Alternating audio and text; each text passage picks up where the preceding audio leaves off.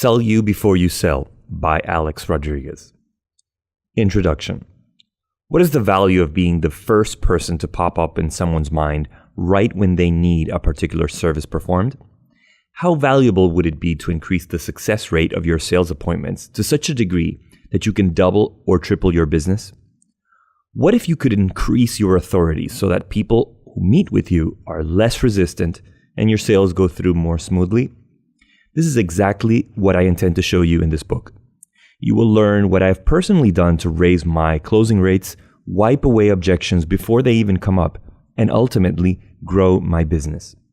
Although I'll be talking about sales, this isn't a book on sales training. You won't find techniques around which words to say to close harder, the 5 steps of a successful sales presentation, none of that. In fact, you'll barely find anything here about what to do during your sales appointments. Although I could share ideas and insights on what has worked for me during my sales appointments, that's not really the point of this book. I would be dishonest if I told you that the only thing you need to do to close more sales is to employ an arsenal of trick phrases and scripts at your next sales appointment. If you're only thinking about your performance during the sales appointment, you are missing out on what really makes a difference. This book is about the art and science of selling before you even set up the sales appointment. It's about selling before you even get into contact with someone for the first time. In the next chapter, I'll explain why that word selling is in italics. Here, I'll ask you an important question. Do you believe that selling is a bad word? I know many people who believe that selling is a topic that they should avoid at all costs. They would say things like, "I'm just not a salesperson," or "I'm just terrible at sales," or "salespeople are just too pushy." If you asked me the same question 4 or 5 years ago, I would have said the exact same thing. It wasn't until a friend pat me on the back and gave me these wise words of advice that I began to understand the concept of selling. This friend turned to me one day and said, "If you're in business, then you're in sales." Having learned my lesson, I'll go even farther and say you are always selling. One of the dictionary's definitions of the words to sell goes like this: to give up a property to another for something of value. In a broad sense, if you are in business, you are always presenting people with something valuable in exchange for something that they own.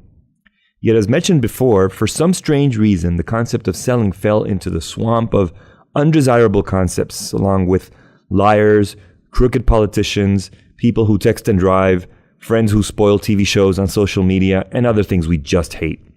Maybe it was the door-to-door vacuum cleaner salesman's fault. I don't know. What I do know is that so many people resist the idea of selling, even though they are selling every single day of their lives. Yes, I mean it. You are selling 24/7, 365 days of the year, all the time. You may not realize it, and you may even want to fight against this fact. I would have been the first one to resist this idea if it weren't because I discovered the effect it has had on my ability to grow in business. And it all begins with accepting the fact that we are always selling. Now, if it's true that you're always selling, then it's also true that more of that always time is spent before and after your sales appointments than during them. Let me explain this in another way. Let's imagine that one of your sales appointments lasts 1 hour. As far as that single sales encounter, you were selling in person for that single hour, but we're also selling for hundreds of hours before the appointment. If we consider 1 month of your time, that single in-person sales appointment was 0.13% of your actual time selling. Yes, you are selling way before you present others with the opportunity of a business transaction. Let's face it. In this era of fast-moving communication, offering your services so they can contract you does not impress anyone. Buyers now come to sales meetings more equipped than ever, with more information and insights than at any other moment in history. These decision makers are either sold on your solution before the first minute of the first sales appointment begins, or might be convinced that they will not purchase that day.